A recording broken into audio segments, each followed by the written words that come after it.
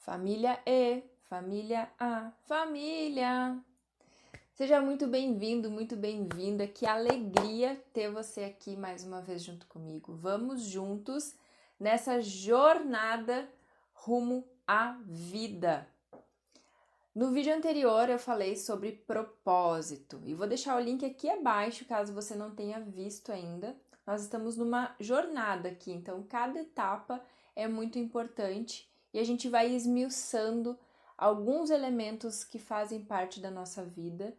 E a proposta aqui, o grande objetivo é trazer para você um olhar um pouco mais apurado sobre a vida, um olhar em que há um tempo atrás, quando comecei esse meu processo de autoconhecimento, eu fui me permitindo deixar de lado algumas crenças, algumas verdades que eu tinha e fui olhar através de uma outra ótica e acabei compondo alguns elementos aí, né, nessa percepção da vida. Então é isso que eu trago para compartilhar contigo.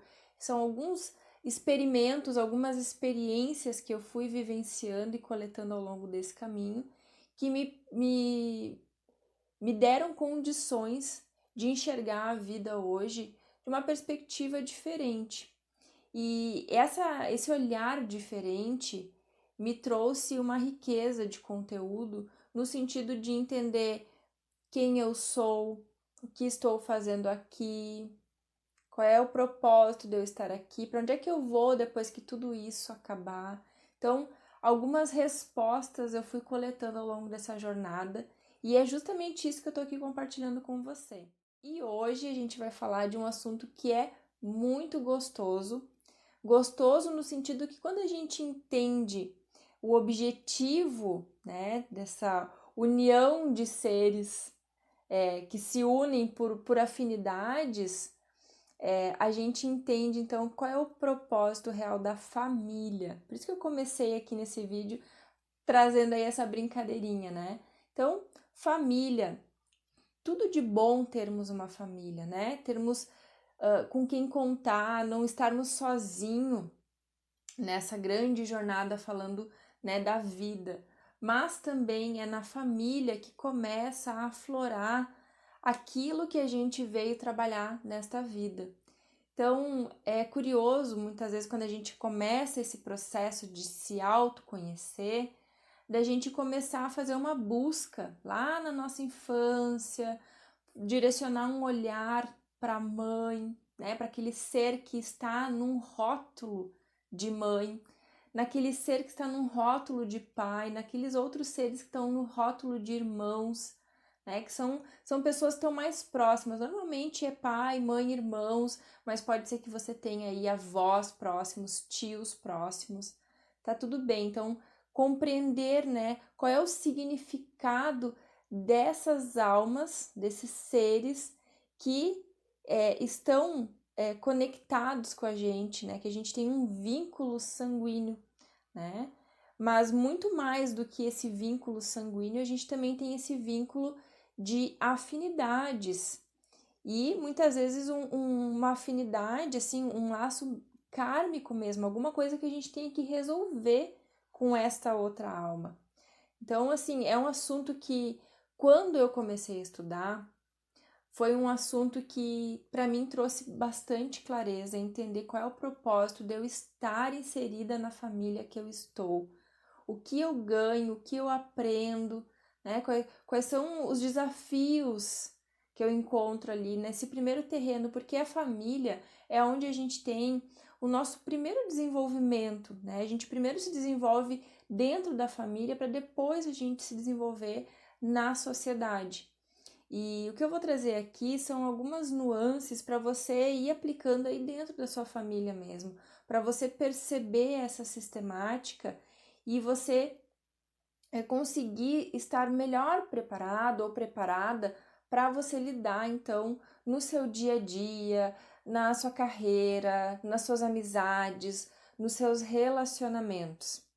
Muito bem? Então, a família, né? A família é onde tudo começa. Então, é legal perceber, vamos começar aqui de um ponto de partida inicial, que quando a nossa alma está lá em esferas mais superiores, ela precisa vir para a Terra, porque é onde a gente consegue, tem a oportunidade de trabalhar, então, né, de lapidar alguns comportamentos que a nossa alma precisa lapidar. Então, às vezes as pessoas falam, mas eu não pedi para nascer, né? E eu discordo disso. Através de estudos e práticas de expansão de consciência, eu percebi que a gente não só pede para nascer, como a gente implora por nascer. Então a gente, enquanto está lá no astral, a gente fica escolhendo, né, qual vai ser o melhor ambiente para que eu possa desenvolver então essas capacidades que a alma veio desenvolver. E algumas vezes a gente, depois que encarna e começa a ter toda uma consciência, a gente critica muito a família, critica pai, critica mãe, critica irmãos, né? Se você daqui a pouco foi criado pelos seus avós, critica os seus avós. Enfim, as pessoas que estão próximas de você, a gente começa a apontar muito o dedo e falar: mas eu não quero essa mãe, eu não gosto desse pai, ai que saco esse irmão, né? Só que a gente tem que lembrar que nessa passagem que a gente faz, né, que a alma faz de um plano mais sutil para esse plano da terceira dimensão, a gente tem ali algumas informações que elas são ocultadas nesse processo, justamente para que a gente possa ter um melhor aproveitamento dessa vida, porque como eu tenho uma visão reencarnacionista, eu já falei isso lá no começo dessa série. Imagina que horroroso que seria a gente ter uma consciência expandida de que as pessoas que estão próximas a nós foram pessoas que talvez numa vida anterior nos fizessem mal, né? Seria quase que muito difícil a gente conseguir ter um relacionamento com elas. Então, algumas informações elas são ocultadas para que a gente venha para essa nova experiência e justamente próximo de pessoas que a gente precisa resolver alguma questão, ou então próximo de pessoas que a gente tem uma afinidade muito grande e acaba sendo nessa vida um reencontro de almas, para que a gente possa trilhar essa jornada. Então, já começa um primeiro ponto aqui, né?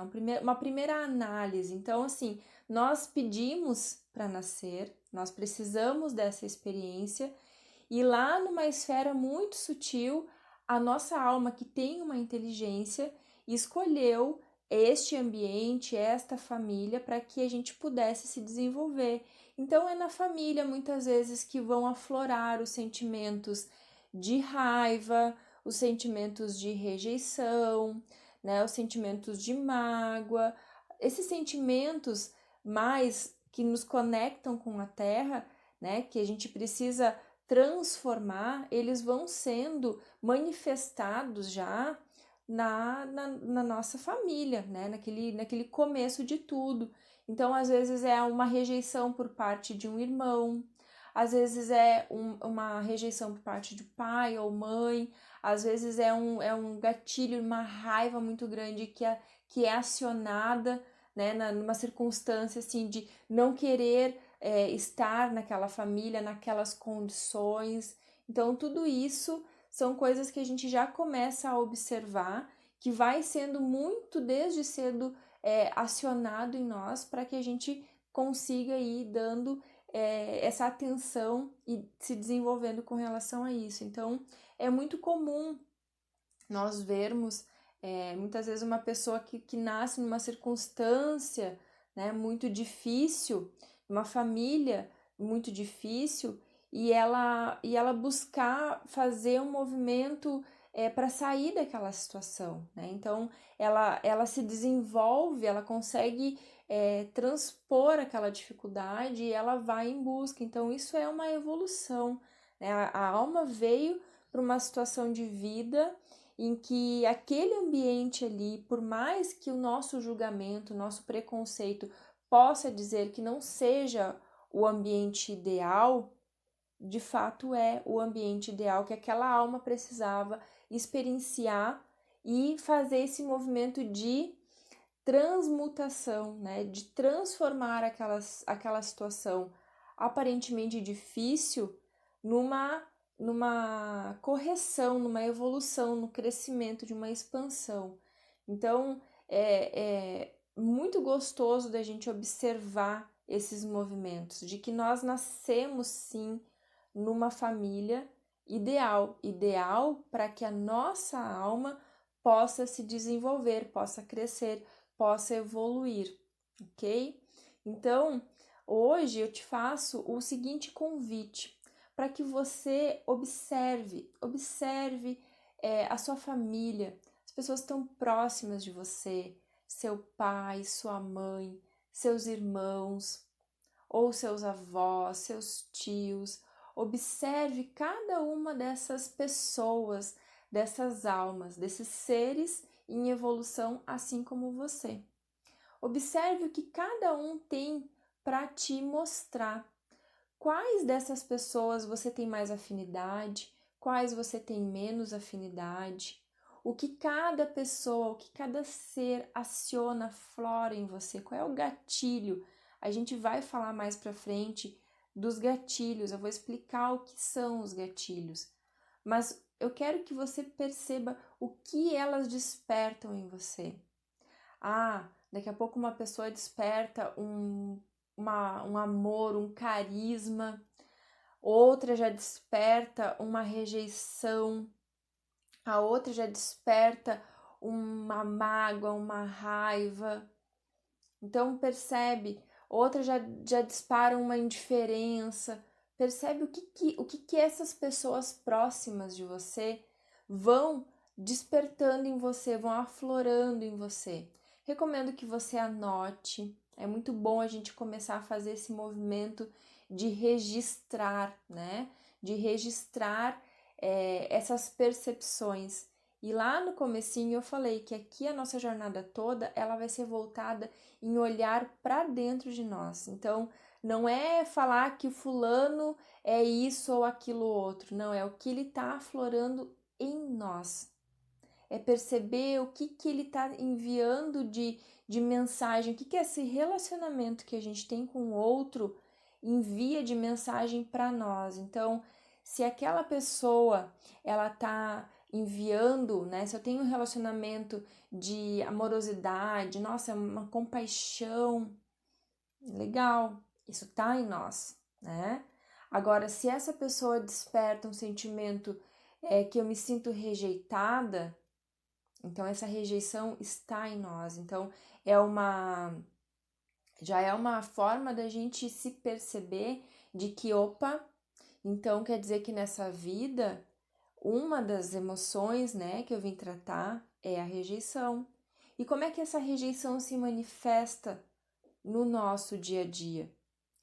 E eu posso até compartilhar um caso meu particular que a rejeição eu observei através do meu processo de reforma íntima que foi e é ainda, né, uma das emoções assim mais pulsantes de que a minha alma veio curar nessa existência. E olha que curioso, eu só fui ter o conhecimento disso, o entendimento disso já adulta. Desde os meus 6 meses de vida, pelo que a minha mãe me conta, eu manifestei a asma, né, a bronquite asmática. Então, quando criança, passei por vários processos de necessitar de internações, de necessitar de medicação para esse controle, fazendo uso de bombinha e tudo mais, né? Então, essa deficiência dos meus pulmões, né? E quando comecei meu processo de reforma íntima, que ficou muito escancarado para mim essa questão da rejeição, foi que eu fui fazendo associações de que o pilar que mais necessita de cuidado na minha vida é o pilar emocional, dentre todos os outros pilares, obviamente.